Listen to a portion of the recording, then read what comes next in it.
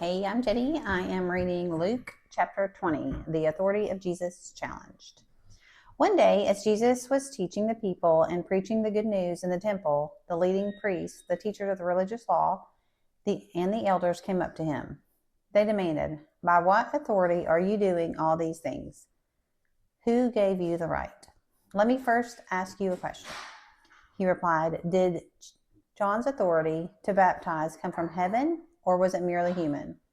They talked it over among themselves. If we say it was from heaven, he will ask why we didn't believe John.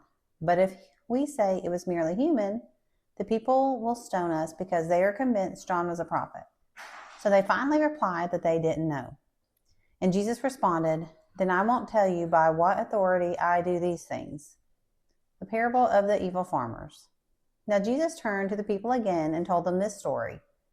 A man planted a vineyard, leased it to a tenant farmers, and moved to another country to live for several years. At the time of the grape harvest, he sent one of his servants to collect his share of the crop.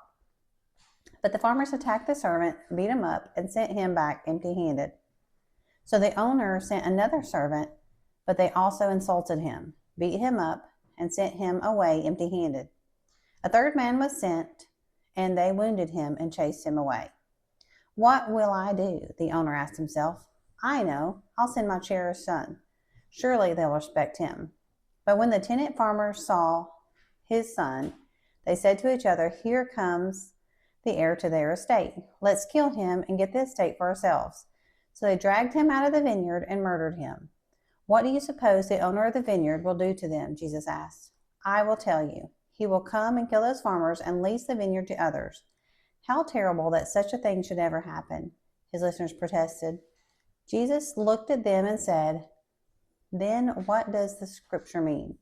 The stones that the builder rejected has now become the cornerstone. Everyone who stumbles over that stone will be broken to pieces, and it will crush anyone it falls on." The teachers of religious law and the leading priests wanted to arrest Jesus immediately because they realized he was telling the story against them. They were the wicked farmers, but they were afraid of the people's reaction. Taxes for Caesar. Watching for their opportunity, the leaders sent spies pretending to be honest men. They tried to get Jesus to say something that could be reported to the Roman governor, so he would arrest Jesus. "Teacher," they said, "we know that you speak and teach what is right and are not influenced by what others think. You teach the way God truthfully. Now tell us, is it right for us to pay taxes to Caesar or not?" He saw through their trickery and said, "Show me a Roman coin. Whose picture and title are stamped on it?" "Caesar's," they replied. "Well then," he said, "give to Caesar what belongs to Caesar, and give to God what belongs to God." So they failed to trap him by what he said in front of the people.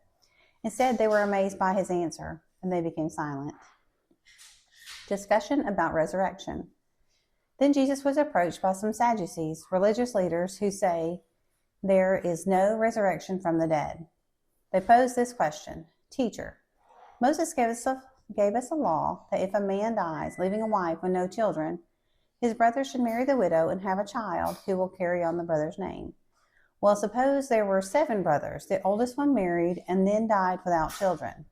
So the second brother married the widow, but he also died. Then the third brother married her. This continued with all 7 of them who died without children.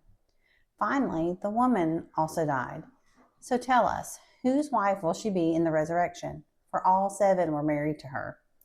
Jesus replied, "Marriage is for people here on earth, but in the age to come, those worthy of being raised from the dead will neither marry nor be given in marriage, and they will never die again. In this respect, they will be like angels. They are children of God and children of the resurrection.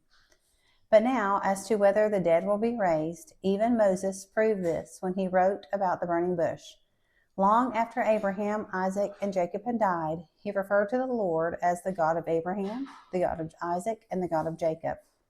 So he is the God of all the living, not the dead, for they are alive to him." "Well said, teacher," remarked some of the teachers of religious law who were standing there, and then no one dared to ask him any more questions. Whose son is the Messiah? Then Jesus presented them with a question. Why is that, he asked, that the Messiah is said to be the son of David? For David himself wrote in the book of Psalms, "The Lord said to my Lord, sit in the place of honor at my right hand until I humble your enemies, making them a footstool under your feet." Since David called the Messiah Lord, how can the Messiah be his son? Then, with the crowds listening, he turned to his disciples and said, "Beware of these teachers of religious law, for they like to parade around in flowing robes and love to receive respectful greetings as they walk in the marketplaces. And now they love the seats of honor in the synagogues and the head table at banquets. Yet they shamelessly cheat widows out of their property and then pretend to be pious by making long prayers in public. Because of this, they will be severely punished." Thanks, and Merry Christmas.